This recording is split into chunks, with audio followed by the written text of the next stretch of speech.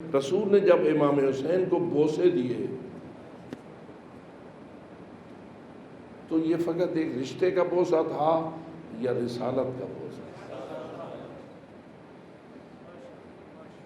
یعنی گویا رسول اکرم کو اللہ نے حکم دے دیا تھا اس شہزادے کے مقامات مقدسہ کے بوسے لو۔ اسی لیے حضرت ام سلمہ کہتی ہیں میں دیکھ رہی تھی رسول کبھی کسی جگہ کا بوسہ لیتے، کبھی کسی جگہ بوسہ لیتے، روتے اور بوسے لیتے۔ تو میں نے پوچھا یا رسول اللہ یہ کیا انداز ہے؟ تو فرماتے میرا دل چاہتا ہے ہر اس جگہ کا بوسہ لوں جہاں کسی تیر نے لگنا ہے، جہاں کسی نیزے نے لگنا، جہاں میرے شہزادے کو زخم لگنا ہے، میرا دل چاہتا ہے کہ میں ہر اس جگہ کا بوسہ لوں۔ اب مجھے پتا کہ جو بوسے دیے گئے ان میں کوئی حکمت اور فلسفہ تھا یا نہ تھا، تو اسے فقط محبت کے بوسے اور رشتہ داری کے بوسے پہ اگر کر دے تو اس سے مقصد حاصل نہیں ہوگا۔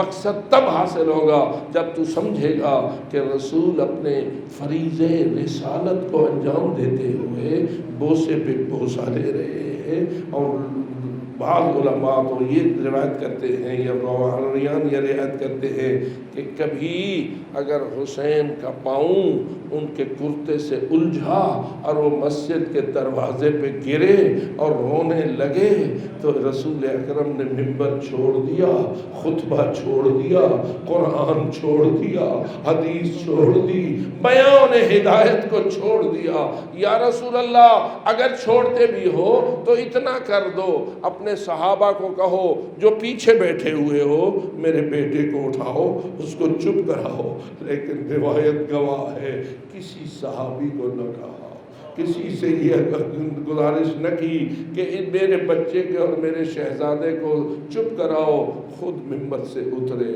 مجمع کو چھیرا۔ کیا آپ مجھے اجازت دیتے ہیں کہ میرا بیٹا اگر وہاں رونے لگے تو کیا میرے لیے یا آپ یہ پسند کریں گے کہ منبر کو چھوڑ کر اپنے بچے کو چپ کرنے کے لیے چلا ہو جاؤں؟ آپ کہیں گے یہ کیسے مولوی صاحب ہیں، بچے روتے رہتے ہیں، آپ نے منبر کیوں چھوڑا؟ کسی اور کو کہہ دیتے کہ وہ بچے کو چپ کرائے۔ لیکن یہ تو رسول ہے نا، یہ کار رسالت ہے تو ہمیں سمجھ آنی چاہیے۔ یہ محبت اور طریقے سے بھی ظاہر کی جا سکتی تھی، لیکن یہ رشتے کی محبت فقط ظاہر نہیں کی گئی، گویا یہ ظاہر کیا گیا ہے کہ تمہیں پتہ ہونا چاہیے یہ حسین میرے کار رسالت کے انجام دینے میں کیا حیثیت رکھتا ہے، میرے فرائض رسالت کو انجام دینے میں حسین کا مقام کتنا بلند ہے۔ یہی وجہ ہے کہ مجمع کو چیرا، حسین کو اٹھایا اور پھر مجمع کو چیر کے واپس آئے، منبر پہ بیٹھے، حسین کو اٹھایا۔ روایت کہتی ہے اتنا بلند کیا کہ حسین مظلوم کے چھوٹے چھوٹے قدم رسول کے سینے پہ آ گئے۔ الم نشرح لک صدرک، کیا تیرے سینے کو ہم نے شرح صدر نہیں دی؟ اس سینے پہ جو مدینۃ العلم تھا، جو دار الحکمہ تھا، اس پہ حسین کے قدم آئے۔ اور پھر رسول نے حسین مولا کے لبوں پر اتنے بوسے دیے، اتنے بوسے دیے کہ بعض راویان کہتے ہیں ہم گن نہ سکے کہ کتنی مرتبہ بوسے دیے، گن نہ سکے کہ کتنی مرتبہ بوسے دیے۔ اب مجھے بتائیو ان بوسوں میں کیا حکمت تھی، ان بوسوں میں کیا عظمت تھی۔ لیکن اب بتا زید بن ارقم کا دل کیوں نہ چلے، زید بن ارقم کے دل کے اوپر یہ صدمہ کیوں نہ لاحق ہو جس نے مسجد نبوی کے ماحول میں اس قسم کے بوسے سنے ہوں، اور صحابی بھی ایسا ہو جو مطلب کے روح کو بھی سمجھتا ہو۔ اب جب وہ دیکھے کہ وہی حسین ہے، کٹا ہوا سر ہے، کشت میں سامنے پڑا ہے، اور یہ گورنر کوفہ ہے جو اپنے آپ کو مسلمان کہتا ہے اور لوگ اسے مسلمان سمجھتے ہیں، اس ظالم ازلی کے ہاتھ میں ایک چھڑی ہے اور اس سے مظلوم کے لبوں کی ہتک کر رہا ہے، اور پھر بعض روایات کے مطابق لبوں کو کھولتا ہے دانتوں پہ جا کے ٹھوکر مار کے کہتا ہے حسین تیرے دانت کتنے ہو؟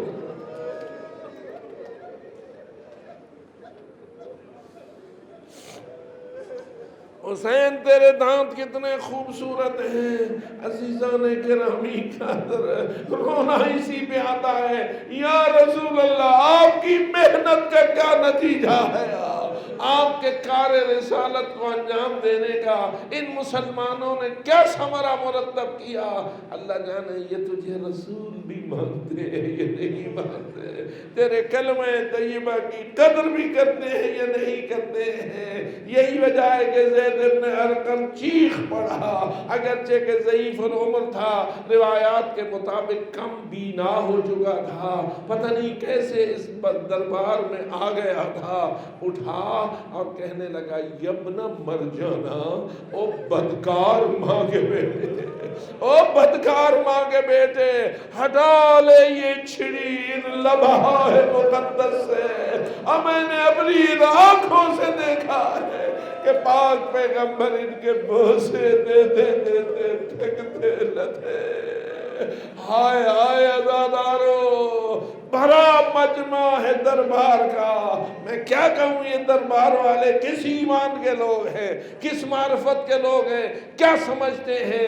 اللہ بچائے حب الدنیا رأس کل خطیہ، یہ دنیا کی محبت کتنی گندی مصیبت ہے اور کتنی غلیظ قسم کی چیز ہے کہ حسین کے کٹے ہوئے سر کے لبوں کی توہین کی جائے اور بھرا مجمع آرام سے بیٹھا ہے اور کوئی پرواہ ہونے نہ ہو۔ ایک بوڑھا بیچارہ صحابی اٹھے اور کہے ابن مرجانا، او بدکار ماں کے بیٹے ہٹا لے چھڑی۔ اب جب اس نے یہ کہا تو ابن زیاد خبیث متوجہ ہوا اور کہنے لگا کون ہے، کیا کہہ رہا ہے؟ تو بتایا گیا رسول کا صحابی۔ تو جو ہے کیا بتایا گیا کہ یہ رسول اکرم کا صحابی ہے اور تجھے یہ جملے کہہ رہا ہے، چل اٹھا ہے تیرے سے اقدام سے۔ اب وہ ظالم جواب میں کیا کہتا ہے؟ اگر تو رسول کا صحابی نہ ہوتا، جملے تو سمجھیے اور خود وزن کیجئے، اگر تو صحابی پیغمبر نہ ہوتا تو میں تیری گستاخی کی تجھے یہی سزا دیتا، لیکن بس اب اتنا کافی ہے، نکل جا میرے دربار سے، نکل جا میرے دربار سے، اس سے زیادہ میں نہیں سن سکتا۔ اس وقت حضرت زید بن ارقم ضعیفی کی وجہ سے ہاتھ میں عصا تھا، عصا کا سہارا لے کے آہستہ آہستہ دربار سے باہر نکلے اور یہ کہہ رہے تھے کوفہ والو، تم نے ایک کمینے کو اپنا حاکم بنا لیا، تم نے ایک لعیم کو اپنا حاکم بنا لیا ہے، تمہیں اس کی حکومت میں کبھی خیر نصیب نہیں ہوگی۔ میں کہتا ہوں اے زید بن ارقم، تو صحابی پیغمبر ہے نا، تجھے تو یہ اجازت مل گئی ہے کہ تو دربار چھوڑ دے، مجھے بتا کیا یہاں اور کوئی نہیں؟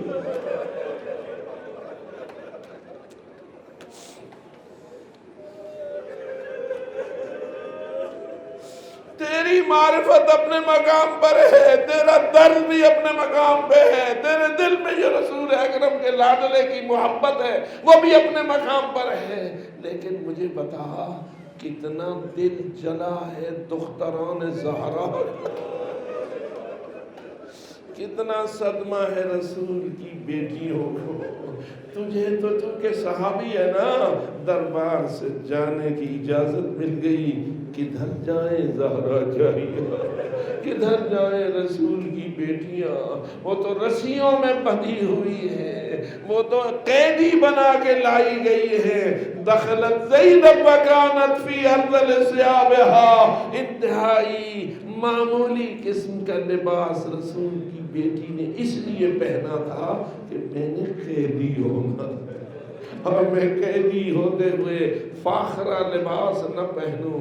میں یہاں یہ کہنے کی سعادت حاصل کرتا ہوں تیرے مولا حسین نے اپنے شہید ہونے کے لیے لباس مانگا تھا اور بی بی نے انہیں دیا تھا، فمزقہ، اور امام حسین نے اس لباس کو بھی پارا پارا کر دیا تھا۔ اگر ایسا ہے کہ یقیناً ہے تو اس کا مطلب یہ ہے بھائی نے شہادت کا لباس پہنا تھا، بہن نے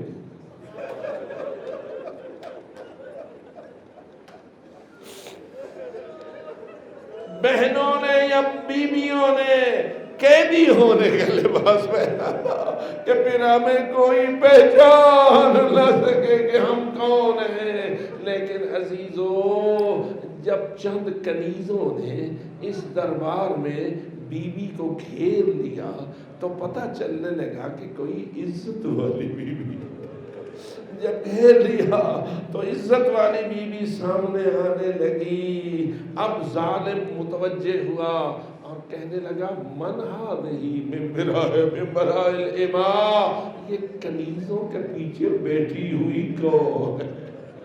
عزادارو، اب کون بتائے کہ یہ کون ہے؟ ایک کنیز بولی ہذہ زینب بنت فاطمہ بنت رسول اللہ۔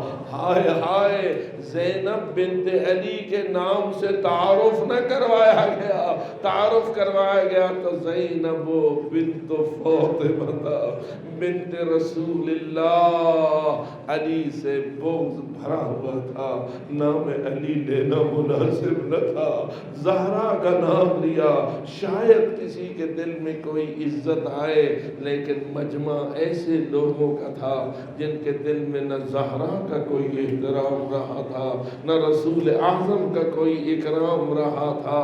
جب کہا ہذہ زینب بنت فاطمہ بنت رسول اللہ، بس آخری جملہ، تو ابن زیاد نے جو گفتگو بی بی طاہرہ سے کی ہے اس میں ایک جملہ یہ ہے، الحمدللہ الذی قتلکم وفضحکم واکذب احدوثتکم، حمد ہے اس اللہ کی جس نے تمہیں قتل کیا۔ اس لفظ کو ضرور اپنے ذہن میں بٹھائیے، حمد ہے اللہ کی، کس نے قتل کیا؟ شہدائے کربلا کو کیا کہہ رہا ہے ابن زیاد؟ اللہ نے ان تمام شہیدوں کو قتل کیا، اللہ نے تم سب اہل بیت کو رسوا کیا، اور اللہ نے تمہارے افسانے اور جھوٹ کا پردہ چاک کر دیا۔ اب مجھے بتائیے قتل کس نے کیا؟ وہ کیا کہہ رہا ہے؟ قاتلوں کی طرف منسوب کرنے کی بجائے قتل کو کس کی طرف منسوب کر رہا ہے؟ اللہ کی طرف۔ قید کس نے کیا؟ ان ظالموں نے کیا۔ نسبت کس کی طرف دے رہا ہے؟ اللہ کی طرف۔ اور سب سے آخری جملہ، جو کچھ رسول اور بنی ہاشم نے امت کی ہدایت کے لیے بیان کیا، کہہ رہا ہے سارا جھوٹ تھا اور تمہارے جھوٹ کا پردہ اللہ نے چاک کر دیا۔ اب میں کہہ رہا ہوں اللہ کی طرف نسبت دینا اپنی برائیوں کی اور اپنے گناہوں کی اور اپنے گندے اقدامات کی، کیا یہ دین ہے؟ کیا یہ اسلام ہے؟ اس چیز کو امت کے سامنے روشن کرنے کے لیے ائمہ خدا نے عدل کو آپ کے اصول دین میں شامل کیا ہے، تاکہ قیامت تک یہ زندہ رہے بات کہ اللہ عادل ہے، اور اللہ کی طرف اس قسم کے جرائم کو منسوب کرنا یہ دین نہیں، بے دینی ہے، یہ اسلام نہیں، یہ کفر ہے۔ اور مجھے یہ کہنے میں کیا حرج ہو کہ جو لوگ میدان کربلا میں اکٹھے ہوئے تھے یا جس کے حکم سے اکٹھے ہوئے تھے، ان کے اندر نظریات کی کیفیت کیا تھی، ان کے اندر ان کے خیالات کہاں پہنچ چکے ہوئے تھے، اور انہیں اس ظلم نے کہاں تک پہنچا دیا تھا۔ اس لیے یاد رکھو میرے محترم دوستو، اگر حسینیت نہ ہوتی، اگر حسینیت کی تبلیغ نہ ہوتی، اگر یہ مجالس اعزاء نہ ہوتی، اگر علماء کرام کی یہ تفصیلات بیان نہ ہوتی اور ایک ایک جملہ یزیدیت پہ انہوں نے ریسرچ کر کے اس کو تباہ نہ کیا ہوتا، تو آج آپ بھی اس مشکل کا شکار ہوتے، آپ کے ہاں بھی عدل و ظلم میں کوئی فرق نہ ہوتا۔ آئیے خداوند تعالیٰ کا شکر ادا کیجئے کہ کٹے ہوئے سروں نے اور بندھے ہوئے ہاتھوں نے آپ کے لیے دین کی عظمت کو کیسے زندہ کیا ہے۔ اور نظریات اور عقائد کو کیسے محفوظ کر رکھا ہے۔ اس لیے ضروری ہے کہ دین حق کی حقانیت کو زندہ رکھا جائے۔ اور میں اتنی بات کہہ کے آخر میں یہ ختم کرتا ہوں، مراسم عزاداری میں ایک فائدہ جلوسوں کا ہے اور ایک فائدہ مجالس کا ہے، لیکن جلوس دوسروں کے لیے، مجالس اپنوں کے لیے۔ پتہ نہیں میری بات سمجھ گئے آپ؟ جلوس کن کے لیے؟ دوسروں کے لیے، جن کو کچھ پتہ نہیں حسینیت کیا ہے، جن کو کچھ پتہ نہیں یزیدیت کیا ہے، وہ کسی اور کے دام میں پھنسے ہوئے ہیں، ان کو حقیقت شناس بنانے کے لیے اور ان کے سامنے حق کو روشن کرنے کے لیے ہمارے جلوس ہیں۔ اور یہ جلوس اس سنت پر ہیں جو سنت حضرت رسول اکرم نے اس بڑھیا کے سامنے روشن کی تھی، جو بڑھیا رسول کے اوپر اپنا کوڑا کرکٹ پھینکتی تھی، لیکن رسول نے کبھی اس کی گلی سے گزرنا چھوڑا نہ تھا۔ گلی سے گزرنا چھوڑا کیوں نہ چھوڑا؟ ویسے تو شرفاء کا طریقہ یہ ہوتا ہے، اور کسی طریقے سے اس قسم کے گستاخ کا علاج نہ کیا جا سکے تو پھر راستہ تو چھوڑ دو نا۔ لیکن رسول اکرم نے اس گستاخ بڑھیا کے بار بار گستاخی کرنے کے باوجود اس راستے کو کیوں نہیں چھوڑا؟ حضرت جانتے تھے ایک دن یہ مومنہ بن جائے، ایک دن اس کی بدسلوکی اسے ایمان پر لے آئے گی، اور آپ نے دیکھا وہ مومنہ بن گئی۔ اور ایک فرد کو مومن کرنے کے لیے اگر رسول اس قسم کی بدسلوکیوں کو برداشت کر سکتے ہیں تو ہم حسینیت کو روشن کرنے کے لیے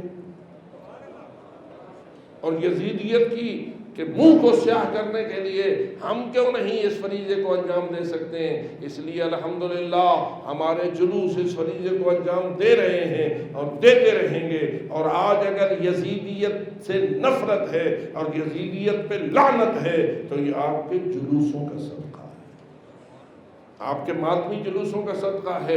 اس لیے میں تمام دانا مومنین کی خدمت میں عرض کروں گا کہ جلوسوں میں اپنا حصہ ضرور شامل کیجئے، اور جلوسوں کو ایسے لوگوں کے ہاتھوں میں نہ دیجئے کہ جن کو پتہ ہی نہیں کہ تشیع کیا ہے، جن کو پتہ ہی نہیں کہ حسینیت کیا ہے۔ حسینیت نور علی نور ہے، حسینیت اسلام حقیقی ہے، اور اگر حسینیت مردہ ہو جائے تو اسلام مردہ ہو گیا۔ تو اس لیے حسینیت کو زندہ رکھنا ہر حسینی کا فریضہ ہے، ہر شیعہ کا فریضہ ہے، اور اس میں ہر ایک کو سوچنا چاہیے کہ ہم اس کو کس طرح بہتر سے بہتر کر سکتے ہیں۔ اسے اپنی قوم کے جہلاء کے ہاتھ میں نہیں دینا چاہیے، اسے اپنی قوم کے ذمہ دار لوگوں کے ہاتھوں میں دینا چاہیے۔